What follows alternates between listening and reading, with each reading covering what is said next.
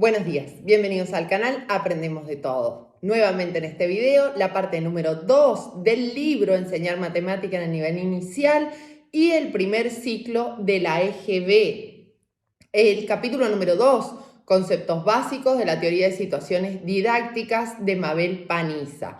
Les recuerdo que el libro, la autora presenta una síntesis muy organizada de todos los conceptos y términos del libro de Guy Brousseau. Muy interesante ya que facilita la comprensión de esta teoría tan importante para la matemática. Recuerden que en el canal tienen una lista de reproducción que dice el nombre del libro, Enseñar Matemática, el nivel inicial y la y primer ciclo de la GB, y van a tener todas las partes del capítulo 1 y del capítulo número 2.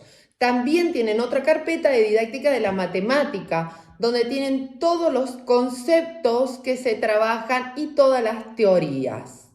También les recomiendo la carpeta de alfabetización didáctica, Enseñar Matemática desde cero.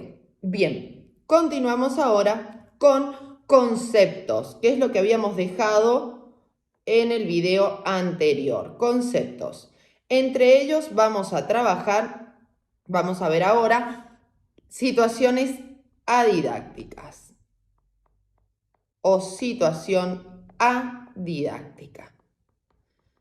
Esta A que me han preguntado bastante significa una, ¿sí? No significa no, porque decimos, por ejemplo, adicto. Entonces, no, esta A significa una. Bien, vamos al concepto que propone la autora, que está tal cual como lo dice Guy Brousseau. Designa toda situación que pone una parte no puede ser dominada de manera conveniente sin la puesta en práctica de los conocimientos o del saber que se pretende, y que por la otra sanciona las decisiones que tome el alumno, buenas o malas, sin intervención del maestro en lo concerniente al saber que se pone en juego. La voy a copiar y después la voy a explicar paso a paso a qué se refiere una situación adidáctica. Dijimos, designa toda situación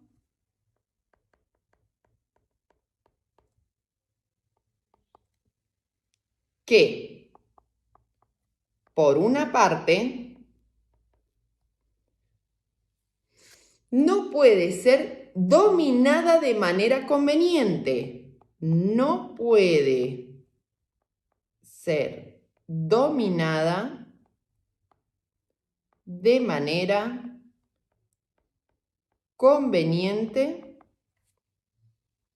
sin la puesta en práctica. Puesta en práctica de los conocimientos o del saber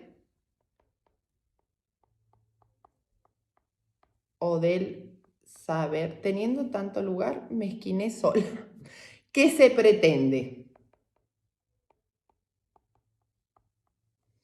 Y que por la otra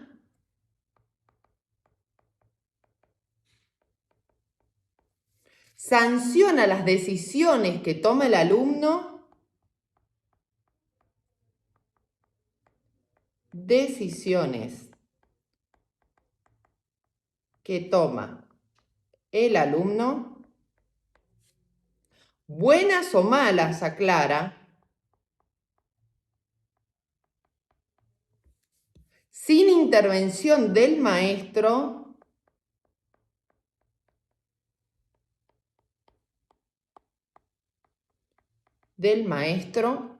en lo concerniente al saber que se pone en juego.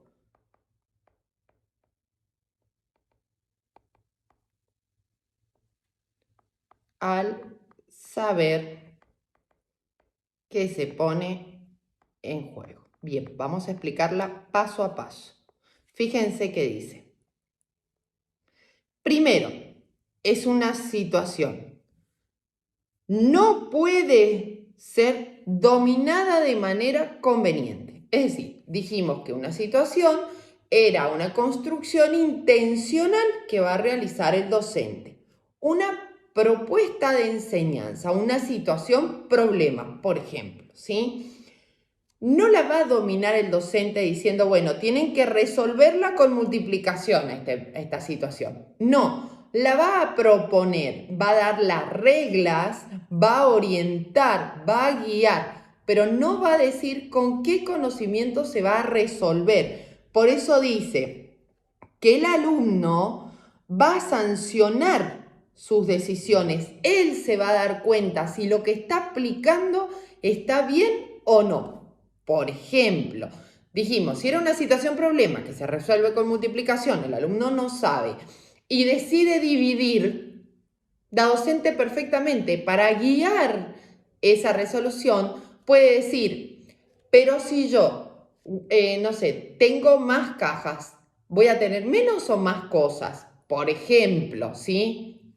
Esa noción de cantidad. ¿Por qué? Porque cuando yo multiplico es una suma repetitiva, cada vez tengo más. Cuando yo divido es una resta repetitiva, cada vez tengo menos. Ese concepto sí lo tiene el alumno. Entonces se puede guiar por ahí sin decir la resolución. Dice, que toma el alumno, dice, sin intervención del maestro. Esa intervención no significa que el docente no va a estar, se va a aislar. No, significa que lo va a guiar, pero no puede influir. Tampoco puede decir, está bien o está mal. ¿Sí? Se dice, comprobar, ¿a vos qué te parece? Fíjate, se puede preguntar, esas preguntas abiertas. Bien, y bueno, el saber con el que se resuelve la situación, menos que menos se puede explicar en la situación didáctica. ¿Por qué? Porque se necesita que el alumno lo construya desde sus conocimientos previos. Y ustedes me van a decir, no todos los conocimientos se pueden aplicar así. No todos, pero su gran mayoría. ¿Por qué? Porque el conocimiento matemático va de lo simple a lo complejo. Entonces tienen conocimientos previos para poder realizarlo. Continuamos. Es una situación que contiene intrínsecamente la intención de que alguien aprenda algo, la intencionalidad. Y esto lo dice el autor, tal y cual está. Es una situación que contiene intrínsecamente la intención de que alguien aprenda algo, la intencionalidad. Y esta palabra es muy importante. La intención, la construcción de esa situación. Bien, por otro lado, va a decir, por ejemplo, el juego de la oca, donde se avanza sobre conteo. O sea, para avanzar, el alumno va a aplicar el sobreconteo sin saberlo, porque va a partir de un número para avanzar.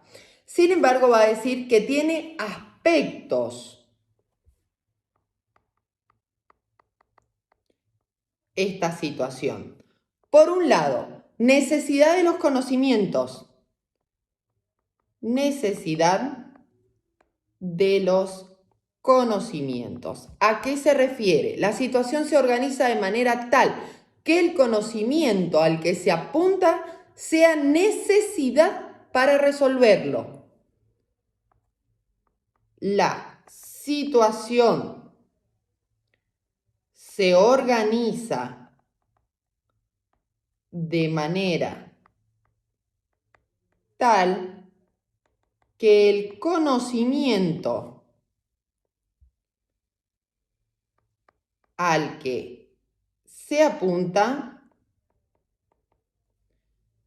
sea necesidad para la resolución. Bien, continuamos. Otro aspecto, vamos a hablar de la variable didáctica. Sí, está dentro de los aspectos, está bien. está dentro de estos aspectos. La variable didáctica es muy importante. Primero la voy a explicar. ¿A qué se refiere? A que cuando presento una situación problema, puedo complejizarla, puedo modificarla, transformarla para trabajar un mismo conocimiento o uno más complejo. Por ejemplo, estoy trabajando el algoritmo de la multiplicación, como les decía, o el cálculo mental de la multiplicación. Y voy a plantear diferentes problemas de multiplicación, por ejemplo, de organización rectangular, de combinación, de proporción. De esa manera, el alumno va a poder aplicar en esas variables didácticas ese conocimiento, ¿sí? Es para que lo tengan en cuenta porque me preguntan bastante. Variable didáctica. Y el concepto dice: el docente puede variar de manera tal que se modifiquen las estrategias posibles de resolución y en consecuencia el conocimiento a construir. El docente puede variar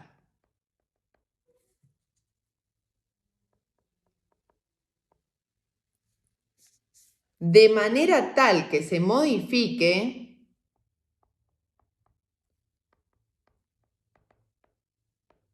modifiquen las estrategias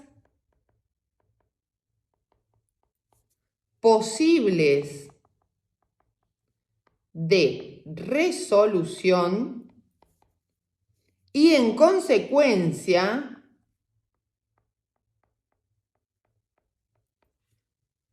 el conocimiento a construir. Bien, continuamos. Concepto de sanción al que se va a referir. También es algo bastante trabajado por esta teoría, porque la sanción antes, en lo que es la escuela tradicional, el enfoque didáctico tradicional, siempre se hablaba de la sanción como algo negativo, como un castigo. Nada que ver a esta concepción que se va a trabajar. Dice, no debe entenderse como un castigo. Claramente lo explica. La idea es que la situación debe estar organizada de manera tal que el alumno interactúe con un medio que le ofrezca información sobre su producción, que el alumno pueda juzgar por sí mismo los resultados de su acción, para que establezca relaciones entre sus elecciones y los resultados que obtiene. Por ejemplo, les voy a dar un ejemplo de esta sanción a la que se refiere.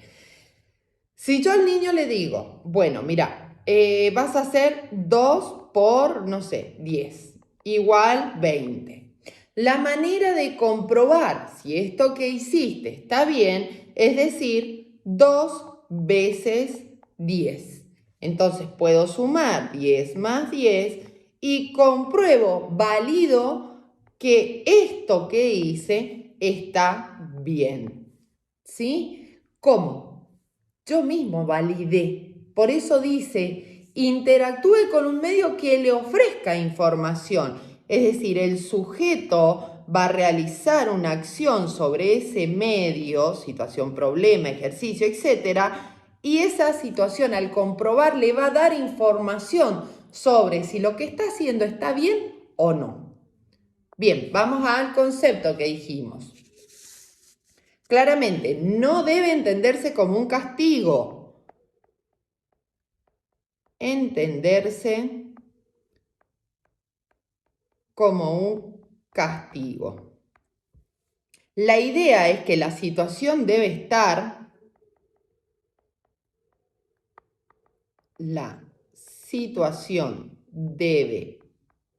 estar, organizada de manera tal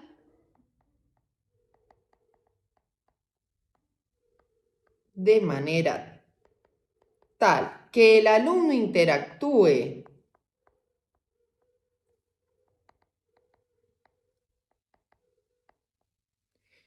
con un medio que le ofrezca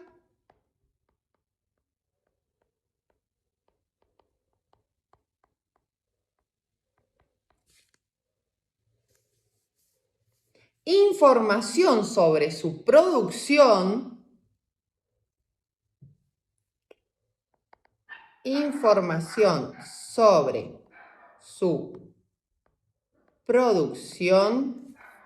que el alumno pueda juzgar por sí mismo,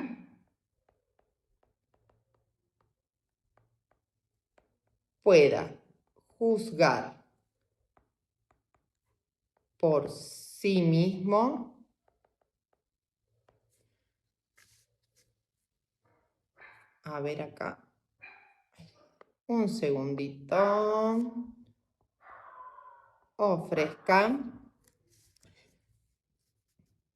los resultados de su acción,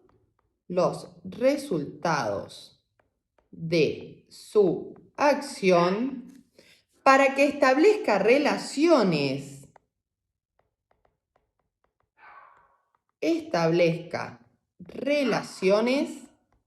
entre sus elecciones y los resultados obtenidos. Entre sus elecciones y los resultados obtenidos. Perfecto, hasta acá llegamos la parte número 2. Vamos a hablar en la parte número 3 de los conceptos de no intervención, de devolución y finalmente las tipologías que propone, es decir, los tipos de situaciones.